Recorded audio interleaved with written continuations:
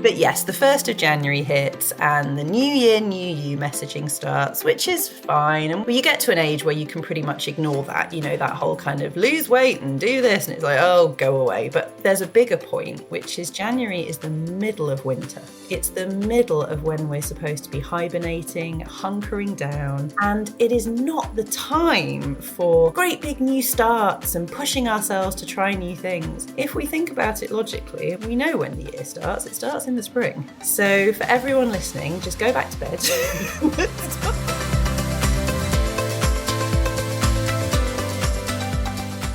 So hello everyone. Today I am delighted to welcome Helen Calvert. And when Helen starts her podcast, she always says, just be careful in case there's little ears listening and you might want to put your headphones in. So if you have got little ears listening at this moment, you may want to pause, put your headphones in, because Helen calls herself the No-Bullsh coach. That's right. Yes, there's a swear word right there in the title. And yet people still apologise to me sometimes if they swear. And I'm like, I think it's pretty obvious I don't care. Yeah. But yes, and actually, as therapists as well, a lot of us use swearing in the sessions because it actually often helps the clients to feel a little bit more relaxed around us. Absolutely. And they might swear and say, oh, so sorry. No, honestly, it's fine. Yeah. Sometimes, things happen in life that require a bit of swearing. Yeah. Oh, definitely. Well, that's what I think anyway. And Helen, you've got a really successful podcast as well. Would you like to tell us a little bit about your podcast? So my podcast is the No-Bullsh Guide to a Happier Life, which is, or by the time this comes out, it will have completed its first 4 seasons, which I'm really, really proud of. As with everything I do, I started it and thought, well, let's see if this works. Don't know where this is going. I never have a big long-term plan, but it's been really, really popular. So yes, and that is available in all the usual places, wherever you get your podcasts. And then the first season turned itself into a book. I say turned itself because, again, that wasn't the plan. But then apparently I was publishing a book, which again has been a success. So yes, I tend to do whatever feels like the next right thing, really. Yeah. Fantastic, because your first season is all about starting up a business, isn't it? Is that right? Yeah, it's all about the adventures of being self-employed. That's kind of how I characterize it, because I do talk about networking and marketing and all that good stuff. But I also talk about self-care and self-worth. We talk about money, we talk about sex, we talk about parenting. I really cover all of the areas, because when you're a business owner, there is no work-life balance. It's just all the same thing in a great big pot. Yes. So I talk about everything, but from the point of view that I am anticipating most of my listeners being business owners, even though I know actually I have a lot of listeners who are employed as well. Yeah. Oh, it just sounds amazing. And for the listeners, I was just saying to Helen before we came online that I've spent some time digging around on Helen's website, because I always do a little bit of research before I speak to a guest, although Helen and I had already met. But there's so much to ask Helen about. I'm really looking forward to exploring with her a little bit about this whole thing to do with your journey and how that's intersected with your business journey. And also, because one of the things that you talk about that I find really helpful on when I listen to your podcast is you talk a lot about, just getting organised and task management, because for a long time you've worked in business and you've helped other people with their businesses, haven't you? I have, yes. I always had roles in, I guess, organisation before I had my children, whether it was financial services admin, I did marketing admin, I've done some events, I've done secretarial. Essentially, it was always organising everybody. And I always got that, oh, you're so organised. And I always take that with a little bit of, it's not actually a compliment. I think sometimes people mean you're incredibly intimidating. But it won't surprise people who know even a little bit about me, really, to learn that a couple of years ago, I realised I am, of course, autistic. Yeah. Which explains a lot, I think, when it comes to my massive levels of organisation. But that has stood me in good stead professionally. So when I decided to go back to employed work or paid work after I had my children and after my divorce, and I'm sure we'll get into all sorts of other parts of my story, I decided that organising people was going to be the way I was going to make my money. So I started back in the workplace as a virtual assistant, which is really rewarding because it's the most flexible way to help people who need some admin support, some moral support, some support with just getting stuff done. These days, so few people can afford to employ a secretary. That's a very old-fashioned thing to do, but everybody needs some help with their admin. So that's how I started my self-employed journey, way before I got to be a coach. I discovered that, you know, the people who were using me as their virtual assistant were business owners themselves who either didn't have a team, so were just on their own, or did have a team, but it's still lonely being a business owner. You can't lean on your employees for everything, and you can't divulge everything to them. So because I was outside of their businesses, I, of course, became a shoulder to cry on, someone to lean on, someone to bounce ideas off. And I realised that certainly for a couple of them, I was coaching them. Yeah. And then I mentioned to a couple of friends, oh, you know, I'm thinking about doing coaching. And one of them, who'd known me quite a long time, said, yeah, it's what you were born to do, which was obviously so validating. But when I think back, I'm sure a lot of people will recognise this in their own lives. You think you've had a new idea, but then you think back and you think, no, I've done this before. I just haven't had a coaching qualification, or I haven't called myself a coach. But when I thought back to things I'd done in the past and things I'd done whilst I was supposedly not working, I use air quotes for that, you know, with my children, because of course you are working, you're parenting, and I was also doing lots of voluntary work. I was coaching 100%. So it's almost the natural culmination rather than a totally new idea, which, as I say, I think a lot of people realise that. You look back and think, no, I was working towards this all the time. Yeah, I'm sure a lot of the therapists who are listening to this will, you know, identify with that, is that, you know, so many of us have been listening our entire lives, actually. We're actually already quite practiced at it. That's it. Before we ever hit the therapy room. But so it's all part of it. And ostensibly what we're here to talk about is January is not the new year. Did you want to sort of tell us a little bit about that, Helen? Yes. So every January I get very exercised about this because, of course, 1st of January hits. But yes, the 1st of January hits and the new year, new you messaging starts, which is fine. And we all know that you get to an age where you can pretty much ignore that, you know, that whole kind of lose weight and do this. And it's like, oh, go away. But actually, there's a bigger point, which is January is the middle of winter. It's the middle of when we're supposed to be hibernating, hunkering down, doing everything hygge, if you know of the Scandinavian concept, you know, everything cozy. And it is not the time for great big new starts and pushing ourselves to try new things. If we think about it logically and we think about nature, we know when the year starts. It starts in the spring. Yeah. So for everyone listening, just go back to bed. Stop trying to do new things now. January is a great time to plan, to get ready for the spring. But yeah, the springtime is when we have the energy and the motivation to do all the things we think we should be doing. Yeah. Or in fact, to realise we don't care. But January is not the time. So yeah, just everyone go easy on themselves would be my message. I think that's brilliant, because I always think, you know, it's such a difficult time of year. You know, people want to sort of start doing exercise and you just think it's so dark all the time. You know, if you want to pick up running, you're running in the dark. I mean, and it's cold. Yeah, it's dark, it's cold. It's like the least motivating time of the year ever. Yeah. Nobody's got any money. Yeah. And it's just depressing. And then, of course, what happens is you start the year thinking, oh, I'm going to do this. You try to do this. You don't do it because of all the reasons we've just said. Yeah. Then you're starting the year on a low thinking, oh, I never follow through on anything. Give yourself till March. I tell you, by the end of March, you'll be following through on all of it because you'll have that. It's light, you're ready, the bulbs are coming up, the little baby animals are out. You just get that feeling, don't you? You can smell spring in the air and suddenly you get motivated. So just go with the natural rhythm. That is always the best way to go if you can. Yeah, absolutely agree with you. And I think it's quite interesting. So I don't know if you notice any trends in your business, but certainly when I was working in private practice as a counsellor, you know, you sort of think, oh, yeah, after Christmas, we'll get this big surge. And I actually never found that happened. And I think a lot of it is that people just haven't got any money. Yeah, absolutely. There are certainly rhythms there seem to be rhythms to small business in general, which I don't know if every small business follows this. Certainly product-based businesses, of course, Christmas is a big time. It's a little bit different. But for those of us providing services, it does seem to be that springtime and September are the big times.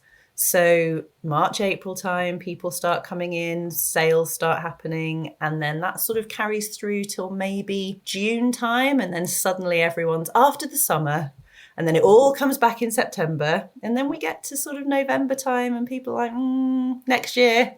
And when they say next year, they mean January, but actually it's not going to happen till March. Yeah. So you might as well just, power it all down, which is fine as long as you know to anticipate that, I think. But recognizing any kind of rhythms in your business, just like recognizing rhythms in your body, it's really important, because trying to fight that is just soul destroying. You might as well go with it. Yeah. Do you mind me at this point, Helen, asking you, because recently you've been sharing about autistic burnout, haven't you? Yes. Would you like to tell us a little bit more about what's been happening? Yeah. So as I say, a couple of years ago, maybe 3 years ago now, I realised I am autistic, which at first I thought that explained quite a few things. I now realise it explains absolutely everything. It explains so much about me, my family, my childhood, literally everything. And the last few, what would I say? It's hard to pinpoint. I think it's been coming for quite a while, but certainly the last few weeks I have been in burnout, whether it was, coming for a while, I've been in it. And autistic burnout is a little bit different from what I call professional burnout. So it's not the work that is causing me burnout. I'm not sort of overworking, overstressed, that kind of thing. Yeah. It's the experience of moving through the world as an autistic person. Now, of course, there are many people with different characteristics that mean that the world is more tiring, more frightening, more difficult. Autism is just one of them. But it's that constant, I call it the way I receive the world. Yeah. So I don't receive the world the way the world wants to be received, is what I'm learning. Clearly, if somebody is trying to be unpleasant to me, I have boundaries, I can deal with that. It's not nice, but that's actually not that difficult. It's all the people who are desperately trying to be nice to me, or who are just neutral, just people you meet in your day. But the way I receive, it's like there's a problem in the signal, and I will constantly receive things in a way that is perhaps upsetting or hurtful, irritating. The rejection sensitivity dysphoria kicks in, the RSD. And I'm aware enough to know that this is not what is being intended. So in most cases, I don't feel I can say, oh, that's actually upset me, or I wish you hadn't said it that way, or I wish you'd done it differently, because I think, well, do you know what? I can't expect everyone to, my close friends, yes, but I can't expect the whole world to adapt to my way of being. So what you end up with is a lot of feelings, difficult feelings, that you don't really know what to do with them or where to take them. Now, I'm navigating that literally as we speak. So I sort of have a few insights, but I'm still figuring it out. Yeah. But what I have realised is that I've been here more than once in my life. But in the past, I didn't know this is what it is. Yeah. So in the past, I have given in to the impetus to sort of burn it all down, if you like. It's when you leave the job, or you leave the relationship, or you bin the friendship, or you set fire to something. Something has to go because everything's just too uncomfortable. But I didn't really see it as discomfort back then. I saw it as there's definitely a problem. Whereas actually I just got to a point of such cumulative discomfort that I needed to, felt like I wanted to run away from everything. Yeah. And I don't want to run away from everything now, because I've actually created a life I really love. So there's nothing to run away from or burn down, which is good, but also leaves me with, what do I do then? So I'm currently figuring that out at the moment. So it's interesting, isn't it? Because I guess, you've got the life that you want. So know actually it's not the life that's the problem. No, it's definitely not the life that's the problem. Yeah, I have. Yeah. I'm sure we'll touch on it, but I've been through many things over the last sort of 7 years that mean that I now have the life I want, for sure. Yeah.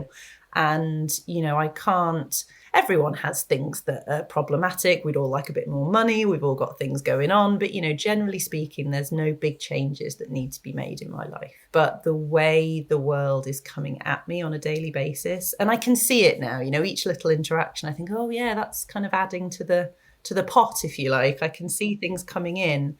And it's figuring out what to do with them. And funnily enough, this will give your readers, this will give your listeners an insight into me.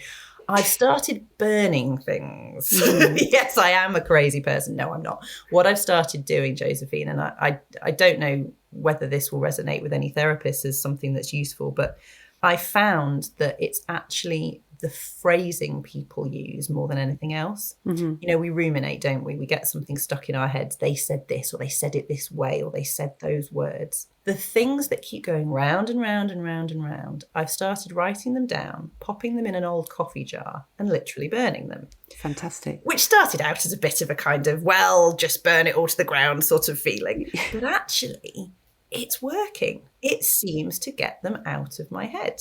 Fantastic. So I am very open to anything that works. My clients will tell you that. You know, they say, oh, I'm doing this, but I don't know if this is what I should do. Whatever works. Yeah. So if this is working, this is another tool for the toolkit.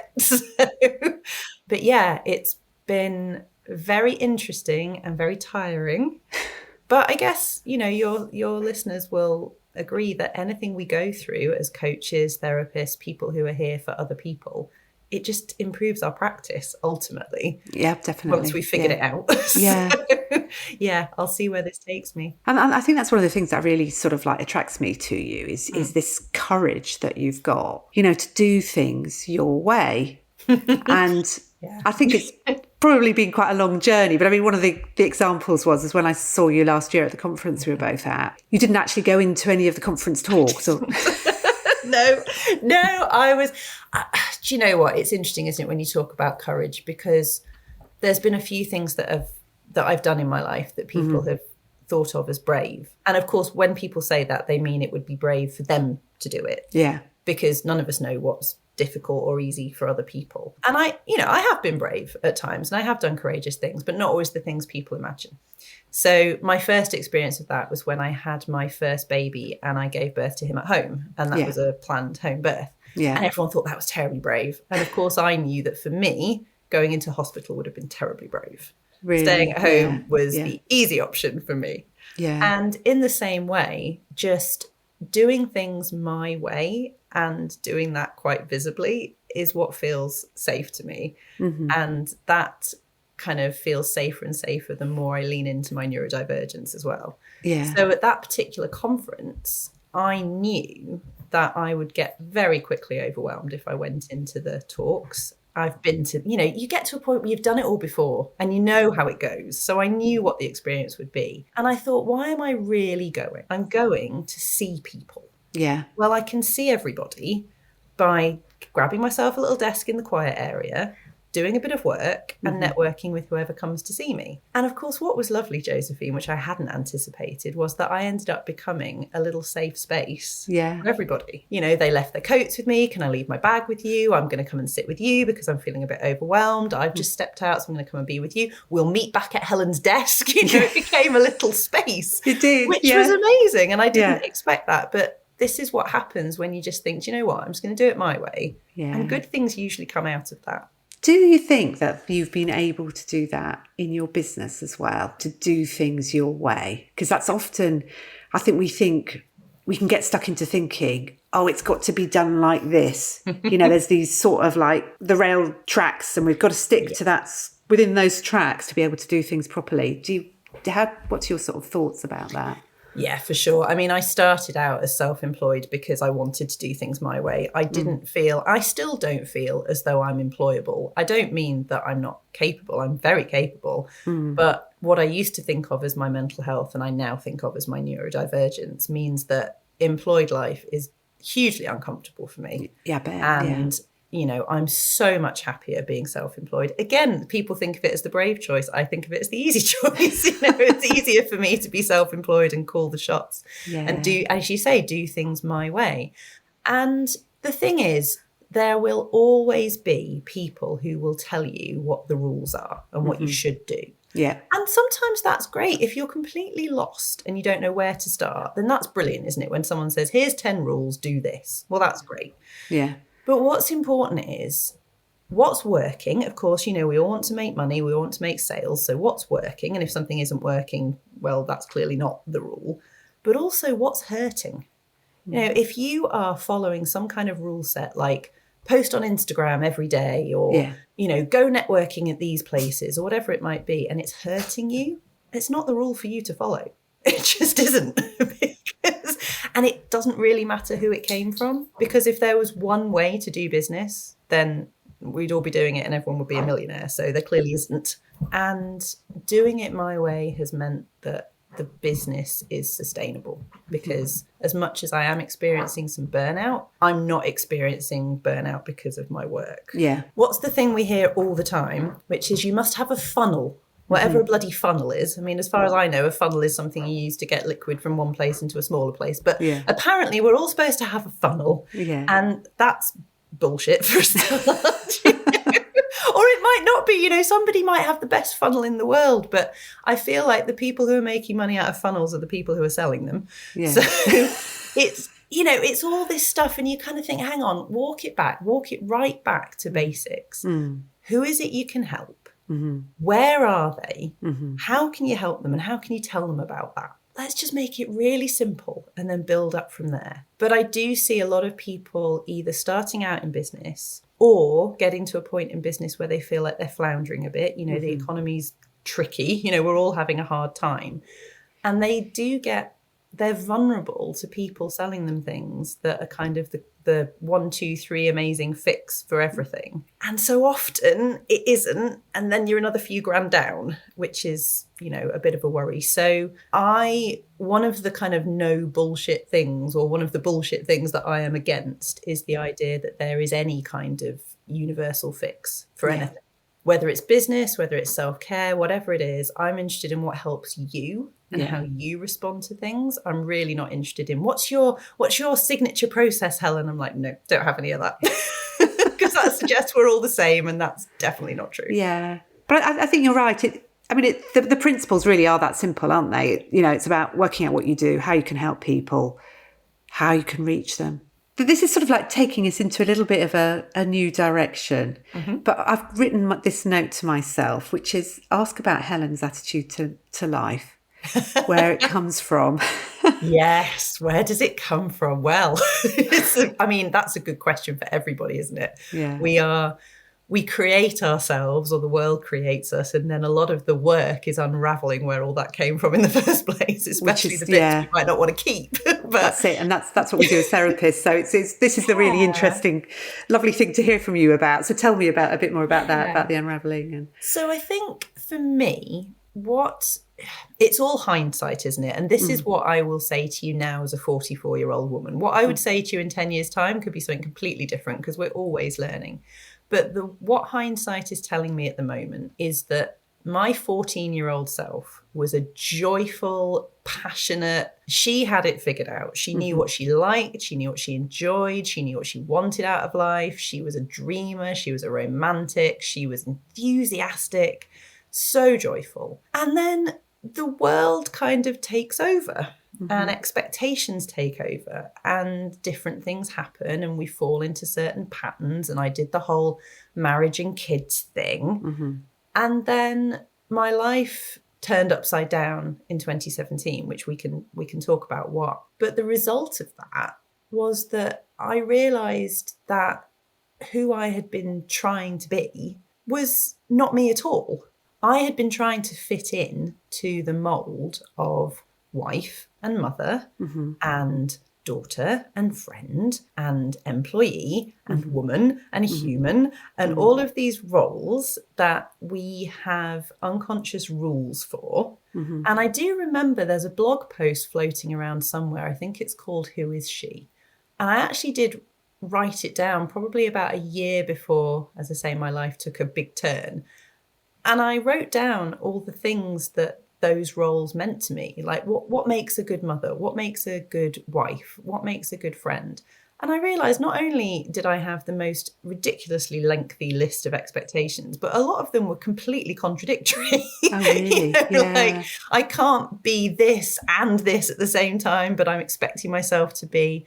And what happened was, what changed my life was I had an affair. Now that's a whole story. I always say to people it's a good story over a bottle of wine, but it the bit that I think is important, just because it touches on other people's lives and stories, is that it wasn't a covert affair. It was an affair my then husband knew about. Yeah. And as I say, that I feel like that's important, just because I don't want to be telling other people's stories incorrectly. But I had an affair, and my 14-year-old self came roaring back. Oh, fantastic. Yeah. And she had everything she'd ever wanted that the world had told her you couldn't have. And I thought, right, I'm not letting this go now. This is it now. This is life. Yeah. The relationship itself ended after 14 months. It was never meant to go the distance. But I have a new relationship now, and, you know, I have my own business now. Life is completely different from what it was. But I knew that I was never going to go back. You can't go back anyway, and it's all forward motion. But I was never going to give up on my values again, or buy into any of these stories about how you're supposed to act, or what you're supposed to do, or what a middle-aged woman should do, or what it looks like to be in a relationship, or what parenting should be. I just realised all of that was utter nonsense. And it's hurting people. It's really hurting people. Yeah. And my approach to life coaching is, who are you? Well, how can we make you be that as hard as possible, with as much joy as possible, with the outcomes that you want? And how can we throw out this rule book that you didn't even know you had, that was written by other people and isn't serving you at all? Yeah. I think it's really interesting what you said there, in that you sat down and wrote almost like all the rules down that you were trying to live to. What a useful exercise that was, to just look and see what was happening. Was there anything that catapulted you into that sort of thinking of, I need to put it right, or this isn't working? Or I think that where it all started, and going back to something I said at the beginning, which is I realised I'd been coaching for longer than I thought I had, was when my eldest son was about 8 months old. A friend of mine, back then I had maybe 4 or 5 mum friends, you know, it was like, who do I know that's got children? And one of them messaged me because her little boy had colic and she didn't know what to do. And I thought, well, I haven't experienced that. I don't know what to do either. So I thought, right, who do I know? And I'm always someone who likes to bring people together. I don't like having the same conversation twice. So if there's an opportunity to make a group or get everyone together in the same place, that's what I'll always do. So I opened back then Facebook was the thing, you know, we've all sort of moved on a bit, but it was the thing. And I opened a little Facebook group just for the people I knew who had kids. And then I said, you know, this person's asking this question, what do we do? Went to bed, woke up the next day, and we had about 80 members because I didn't realise my friends could add their friends. Oh, right. So suddenly I was running a group for mums. Well, would you look at that? As I say, I fall into everything. Nothing's ever planned. It ended up being a group that I ran for 5 years. As far as I know, it's still going, but it has a new admin now. By the time I left it, we had about 2,000 members and an admin team 12 strong. And we started to take it very seriously because we realised pretty quickly how much the world was hurting women and mothers and people in general. But, you know, this was obviously women and mothers was the group, if you like. We looked at mental health, we looked at expectations, we looked at relationships. And as the person in charge, I look back and I was coaching for sure. But we all learned a lot together. And as it does with almost everyone who goes through that journey, it made me angry because the world is hurting people. And so many people just fall into it. It's like, well, I guess I got married. I guess I'll have kids. I guess I'll do that. Oh my God, what is this? So I think looking back, that probably started me on a surely there's a better way to live kind of trajectory. Yeah. And as a result of those early steps, you did see the release of I suppose what we call sort of authentic Helen, or true Helen, the 14-year-old Helen who'd lost her way. Absolutely. And what has been wonderful, and again, this is why it all depends on when you talk to somebody, because if we were talking maybe 2 years after my divorce, I would say, well, you know, it's been great for me, but my ex, you know, was very unhappy that this happened and it's difficult, etc., etc. We're 7 years on now. And my ex, as you know, has transitioned, is now Jessica. And we have probably the best relationship we've ever had in our lives. Yeah. Because I think it's Glennon Doyle who says this, but there's no such thing as one-way liberation. And I liberated myself, and she has now liberated herself. And that wouldn't have happened for either of us if we just stuck inside the rules and done what we thought we were supposed to do. And it's honestly been just the most joyful thing to see us both emerge and be who we're supposed to be. Yeah. It's magic. Yeah. Did you have sort of moments of fear about it, or? Yeah, I think because I have been anxious and now I realise I'm neurodivergent, fear has been my constant companion. So yes, but I also, how do I put it? I always say I tilt towards happiness. You know how a flower tilts towards the sun? Yeah. And I think this is possibly something that my parents gifted to me. Parent-child relationships are difficult no matter who you are, but something they did give me was a belief that I could be happy. I had a happy childhood. And I think that's a big thing, because I know some people who have never really experienced it and kind of don't really believe in it. Whereas for me, whenever I've gone through hard times, and I've gone through some really hard times, and I've had a lot of fear, it's never occurred to me that I couldn't find happiness again. It was always, where is it? How do I find it? When is it happening? Oh my goodness, this is awful. But I always believed in it. And I think that is a massive difference, because if you are stuck in fear and anxiety and you don't really believe you can be happy, that's a whole other hole. Yeah.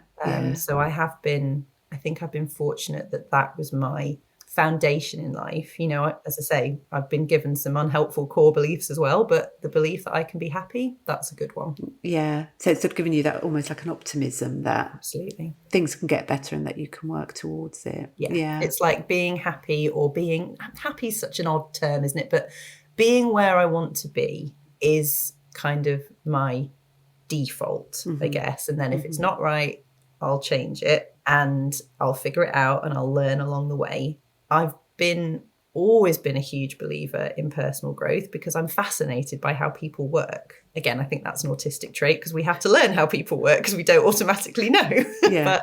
So I've always been a person who will look for the next solution. So I rarely stay stuck. But when I'm low and in fear and struggling, it's intense. As I think it is for everyone. And I wouldn't want anyone to think I've just kind of floated through, like, oh, I did this, then I did that, and it was so easy. Like, that's not the journey for anyone. Yeah. And when we're deep in it, it's really hard. And it's only with hindsight that we can kind of talk about my journey, or I did this, and it's so inspiring. And anyone who's in it, it does not feel inspiring. It feels like hell, but it will be good with hindsight. Yeah. Because you went through quite a lot, didn't you, when your kids were younger? Yes. Yeah. Well, that's an interesting perspective as well, because my youngest has a congenital heart defect. So on paper, he was the harder child. Yeah. He was born with a heart defect, went straight to Alder Hey Children's Hospital, had open heart surgery at 5 days old, again at 5 months old, again at 4.5. It was that journey. And anyone who's been on that journey just knows. You know, if you know, you know. Yeah. But in my emotional experience, he was the easier child. The reason for that, again, I can say this now because I have my neurodivergence as something to look, I have that as a lens to look back through. Yeah. When I had my eldest, who was a perfect, good, happy, healthy baby, he followed all the routines, he'd read all the books, bless him, he did it exactly as he was supposed to. It was awful because parenting as an autistic person is unbelievably difficult, especially if you don't know you're autistic. Yeah. All of your coping strategies are taken away. All of your sensory buttons are pushed. There's no routine. There's no end date. It's completely open-ended and chaotic. People tell you to go with the flow. And anyone who's ever said that to me, I just, no. I just want I want that phrase to be dropped into a trapdoor. I can't go with the flow. It's not possible. It's not me. So it was really hard. And people kept telling me I was doing really well, which of course is massively isolating, because if people are telling you you're doing great and you're like, I'm not doing great, how can I explain to you I'm not doing great? Yeah. Oh no, you're doing really well. oh my God. So it's terrifying. Whereas with my youngest, everyone clearly saw that it was really hard. So everybody rallied round and told me how well I was doing. And I was prepared for it this time. So just the normal baby stuff I knew how to get through. And it was a completely different experience. Yeah. So it was really hard. I mean, the journey of having a sick baby and all of that is really difficult. But just in terms of the feeling completely lost and alone and terrified, no, not the second time around. Yeah. Because I think that, you know, neurodivergence can be incredibly isolating. I feel like it feels like being inside a glass box. Mm-hmm. People can see you and you can see them, so they think you're connected, but you're not. There's a massive barrier there. And trying to figure out how to reach through it is basically the work of a lifetime, I think. Yeah. I mean, I definitely can identify with what you're saying about. I look back now with my kids and think, yeah, there was so much sensory overload going on. Yeah. And it just puts you on edge the whole time, you know, and I used to get cross and stuff like that. Because I think just because of that complete overwhelm and sensory overload. And I don't think it's really recognised very much. You know, somehow you're just supposed to cope. So and again, you know, we have all these shoulds and these stories, and people talk about, oh, the overwhelming rush of love. Well, I didn't fall in love with my children until they were 7 or 8 months old. Yeah. Because I can't access love when I'm in fight or flight. Yeah. I don't know if anyone can, but I was just in fight or flight for that long. But I can't access many emotions other than anger, as you say, irritation, despair, probably.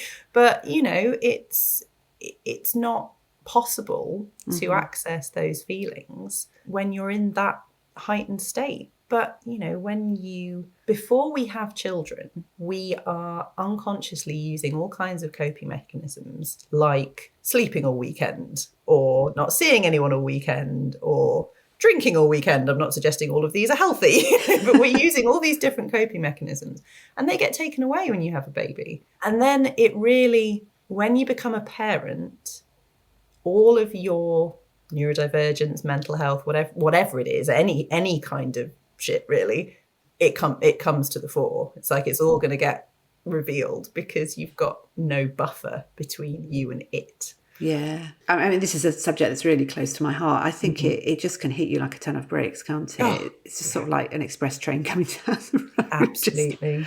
And again, people will give you all the different labels. Is it PND? Is it postnatal anxiety? Is it postpartum psychosis? Well, that is a very specific thing. So it either is or it isn't. But, you know, is it birth trauma? Is it this or that or the other? And again, it depends on the person. We're not just one thing. We've talked a lot about neurodivergence, but I'm not only autistic. You know, you might have some kind of trauma. That's not the only thing about you. So the really important thing is to look at all aspects of someone. It's the mosaic that makes us up. We're all a mosaic of different parts. And the triggers and the things we find easy and the things we find hard, it's going to be coming from all kinds of directions. So anyone who says, oh, you've got this, so here's the solution, it's not enough. It's great. It's better than not having any solutions, but it's not enough. We need to look much more holistically. Yeah. And I think as well, from what you're saying as well, the neurodivergence does just provide such I think in many ways a helpful lens, can't it? Because you can start then looking at things and think, oh, it was because of this, or possibly that was going on. 100%. But you don't realise how different you are until you really start thinking about it. Just one example. I love to dance, but very much a kind of kitchen disco kind of dancing. Yeah. You know, I'm not a professional dancer. I don't know how to dance. I did a tiny bit of ballroom at university. That's it. But I'd love to learn more. And Alex, my partner, has done ballet in the past and other forms of dance. So both of us are kind of into it.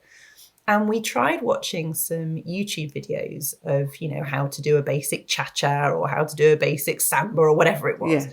And we had a little go and I couldn't get it straight away and I got a bit uncomfortable and we stopped. And I said to him, it was only yesterday we had this conversation, I had this realization. I said, the thing is, practicing something is open-ended. And I hate things that are open-ended. I can't cope with anything that doesn't have an end point. So I said, I know you, as in he, is the kind of person who will just do something till he gets it. He's very determined. He loves learning new skills. So he will just keep going until he's got it. I can't do that. But if you say to me, do this thing 100 times, that's fine. I can do that. I can do 1,000. Do whatever you want, but I need to know the number. Well, that's really interesting insight. Yeah, it's just such a small thing. Yeah. But it's like, oh, right. So it's not that I give up too quickly. It's just I'll give up if I don't know when it ends. I'll just make it end. I'll just make it end now then. That's fine. I mean, that's a sort of fantastic insight for maybe business owners who are thinking, I'm sort of thinking about things like posting on social media, because it's very open-ended, isn't it? Yes. You know, and it's difficult when you're learning how to do something like that, because you don't know when it's going to come to an end. Will it ever get any better? Yes, what does an end even look like? Yeah, absolutely. So to say to yourself, well, actually, you know, perhaps I'll do this, like you say, 100 times. Or do you ever find that it works to sort of say, well, I'll do it for like half an hour every day? Or does that work for you as well? Yeah, there's loads of different ways of kind of giving yourself structure. And again, it's really important to think about the kind of structure that is meaningful to you. But what I do like as well, thinking longer term, I love a review date. So let's say you're posting on social media. This is particularly for people who are just starting. Yeah. And you're posting and nothing's happening and you're not getting clients because it does take time. Then every day it can feel really hopeless. But if you say to yourself, right, no matter what happens, no matter what results I get, I am doing this for 4 months. I don't even care. I'm just doing this for 4 months. And at the end of 4 months, I'm going to review and think about it. Do I want to keep going? Do I want to change what I'm doing? For me, that takes the pressure off, because then you're just doing it. It doesn't even matter. Just do it. Just get on with it. And then we'll review it when we've decided to review it. And that can work for so many different things in life. It just stops you having to think about it every day. Am I doing it right? Am I doing it wrong? Doesn't matter. We're going to look at it in July or whenever it is. We'll worry about it then. Oh, fantastic. Yeah, just a sort of really good way of taking the pressure off yourself. 100%. And, you know, and this isn't well, it might be, but I suspect we could probably talk for hours, Josephine. This probably isn't the time to talk about this particular topic, but I find it really interesting as well when it comes to our sexual experiences, because, of course, sex, the way that we're taught we should do it, it's another thing that's full of shoulds. Completely open-ended. Well, that doesn't work for me. So I've had to look at that as well and kind of be honest and vulnerable about where are the sticking points, where are the things in any activity, business, life, parenting, sex, where are the things that I'm getting stuck that are seemingly quite small things that are having a big impact, and how can we just tweak that? Oh, now everything is easier. Yeah. And it's just constant, you know, exploration, really. Yeah. And I think there's something there about being open as well. Yes. Yeah. There is, but I think it's also about having a belief that the solutions are out there. I know people talk a lot about fixed and growth mindset. You know, I can't do it or I can't do it yet. You know, the difference between that. But there is a wealth of expertise in this world, and absolutely nothing we experience is the first time it's ever been experienced. Like nothing. I don't care how bizarre you are, how weird you are, how ill you are not alone. Someone else is having this experience. And that is a firm belief. So I will always dig out the solution because I completely believe it's there. You know, someone else has been through this. I can't be the first person to have had this thought process. And once you have that belief, then you can find what is, you know, what is out there. Yeah. But I think if you're a person who thinks, oh, there's no way out of this, that in itself is so problematic. Yeah. Because it means you won't go looking, and there is so much to find. Yeah. And do you think that there's a one solution, or do you think, have you found there's different solutions? I mean, what's your view about that? There's so many different solutions. It's all of these aspects. It's like, well, let's look at that first. What kind of cycle do we have? Then what kind of season are we in the year? What kind of cycle does our business have, as we've touched on? Yeah. Then what else happens in our lives? You know, what kind of cycles do our kids have? Do we have kids? Do we have family members? What kind of cycles are they going through? There can't possibly be one solution that works every day, because no 2 days are the same. Before we even start on who we are, you know, and all our little vagaries and funny little ways and where we're at and what everyone else is doing. So for me, it's all about the toolkit. It's not about finding one amazing solution. It's about putting things in our toolkit. So yoga is in my toolkit. So is meditation. So is dancing around the kitchen. So is eating a lot of chocolate. So is having a nap. So is getting out of the fresh air. So is weight training. You know, we find all these things and we add them to the toolkit. And then the trick is remembering what's in there. So, if you're not the kind of person who remembers things, have it written down, have an actual toolkit with things in it. Just the trick is, what's in the toolkit and what do I need from it today? What's the thing for today? And again, we get so caught up in these rules. Oh, well, I can't do Pilates because I started it and I did it every week and then I stopped, so I can never go back to it.